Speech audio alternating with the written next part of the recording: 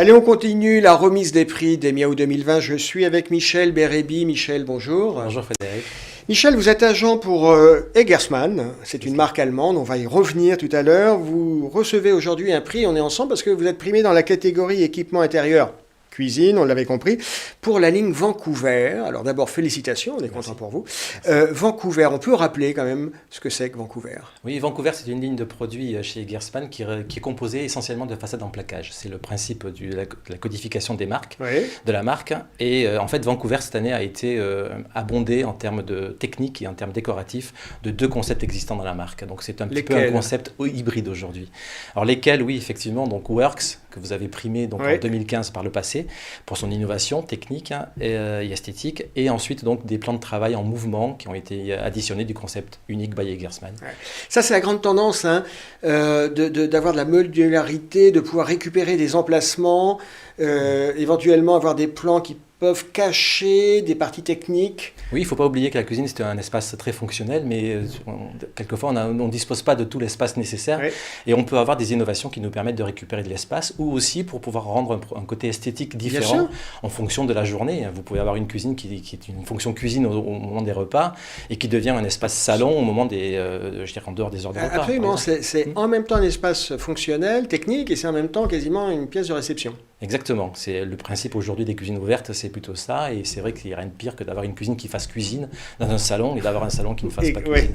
Donc, les matériaux mis en œuvre, ces pièces en mouvement, parce que qui dit mouvement dit fragilité, vous n'allez pas me dire le contraire, ça veut dire qu'il y a des pièces techniques, ça s'use, ça se dérègle. Alors j'ai quand même envie de vous dire le contraire, parce qu'en fait on a une sélection de matériaux assez sophistiquée, et notamment on va utiliser la quartzite pour la pierre, qui a l'aspect du marbre et donc la noblesse des veinages du marbre, et on va utiliser du granit, la solidité du granit dans cette même matière, qui est donc la résistance dans le temps. Ensuite, tout ce qui va être constructif, mouvement, les moments de translation ou autres vont être effectivement très qualitatifs. Très qualitatifs. Donc des matériaux entre guillemets naturels, on a parlé du granit, du bois, mais aussi de l'inox. Oui, l'inox, le verre, on va additionner tous les matériaux contemporains qui vont nous permettre de faire des aspects vraiment quelquefois très étonnants. Si vous prenez les verres du concept Works, qui sont les armoires qui sont à l'arrière, en sandwich, il y a une prise de métal, il y a un rideau métal à l'intérieur, donc en laiton ou en inox, et pris en sandwich, donc on a l'impression d'avoir donc un rideau métallique, et c'est un miroir en même temps, donc ça a vraiment des connotations très hybrides aujourd'hui, ce qui est un petit peu le leitmotiv de toutes les marques aujourd'hui. Oui, alors pour le coup, on est sur des produits un petit peu plaisir. Il faut que toute la partie technique soit parfaitement bien maîtrisée par le constructeur et qu'elle se fasse oublier. C'est ça.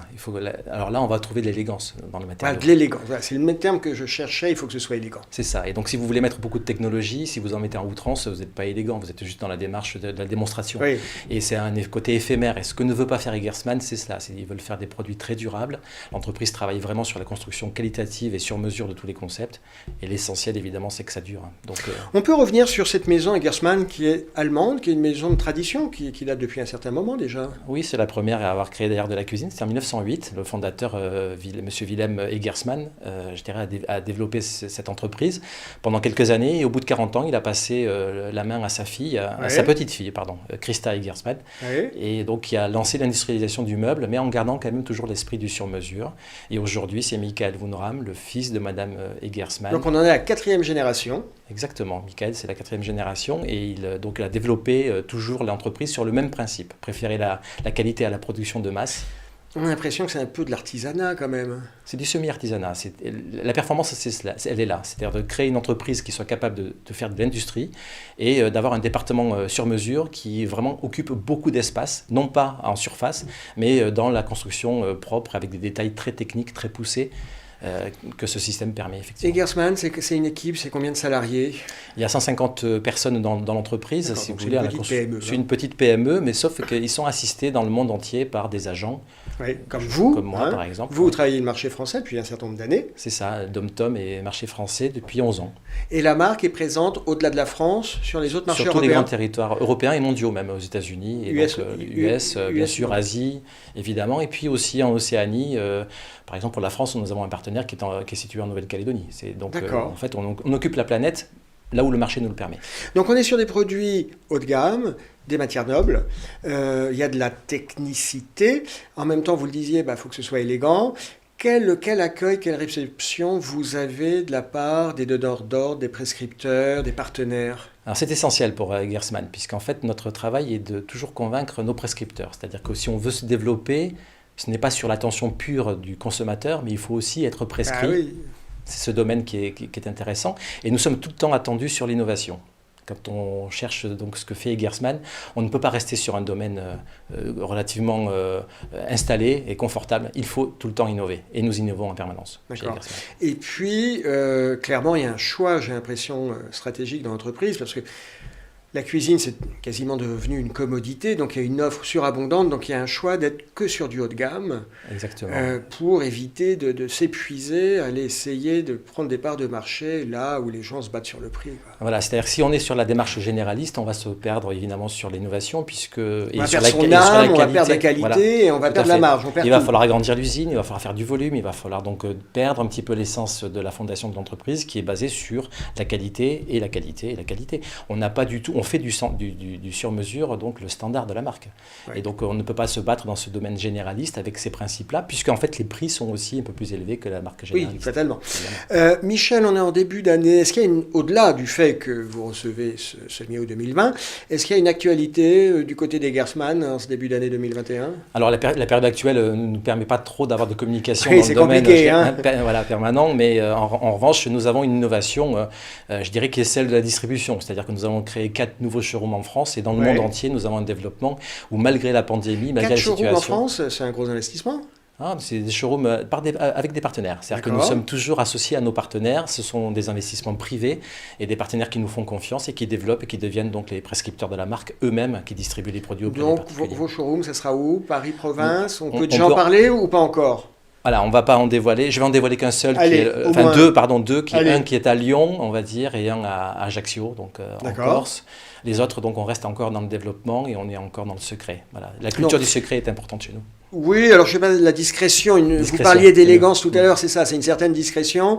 Mais en tout cas, le fait que vous fassiez des showrooms avec des partenaires ou en direct, c'est signe qu'on investit. Et dans cette période un peu de pandémie où on a tendance à être un peu morose, c'est bien aussi de voir des entreprises qui croient, qui vont, qui investissent, qui préparent l'après. Oui, et puis la période actuelle, pour nous, elle est peu différenciante des autres périodes. C'est-à-dire que d'abord, on est sur le territoire mondial, mais on travaille toujours en relation avec des clients par relation indirecte. On ne travaille pas sur le marché de la visite spontanée et de l'achat spontané. Donc l'organisation de vente à distance, enfin de relations à distance avec une signature qui peut même être électronique, ce n'est pas du tout pour nous un monde inexistant ou nouveau. C'est un monde actuel. Donc on travaille de façon très... Oui, alors on peut travailler à distance, mais je pense que le showroom, c'est important parce qu'il faut montrer les matériaux. C'est vrai qu'il y a une matérialité, il y a une épaisseur quand même. Une photo va montrer des couleurs, va montrer des formes, des encombrements. Mais quand on est sur des beaux matériaux, des matériaux nobles, il y a une texture, il y a un toucher. Et je pense que c'est important d'avoir un lieu où recevoir les clients, les prospects, pour qu'ils puissent réaliser par eux-mêmes ce qu'ils vont acheter. C'est exactement cela, parce que pour nous, l'expérience tactile est déjà primordiale, puisqu'en fait, visuellement, vous voyez un concept qui vous plaît, oui, c'est bien. Et il faut qu'après, toute l'appréhension des produits, toute cette perception tactile soit vraiment remarquable, et il est important de réussir un produit. Tout à l'heure, on a parlé de fragilité de matériaux. Évidemment, vous taillez une pierre à 45 degrés, si vous n'êtes pas précautionneux, vous risquez d'en faire des ciseaux. Donc, il faut savoir travailler tous ces angles arrondis, travailler sur des matières vraiment où la perception tactile va être primordiale. Hein, oui. Visiter un showroom Gersman, c'est une belle aventure, c'est une belle expérience. C'est une belle expérience. Michel Bérébi, merci d'avoir été avec nous, c'est très clair, on est très content pour vous, un prix qui est mérité, un miao 2020 bien mérité pour Gersman. On vous souhaite un bel exercice 2021 et on vous dit à très bientôt.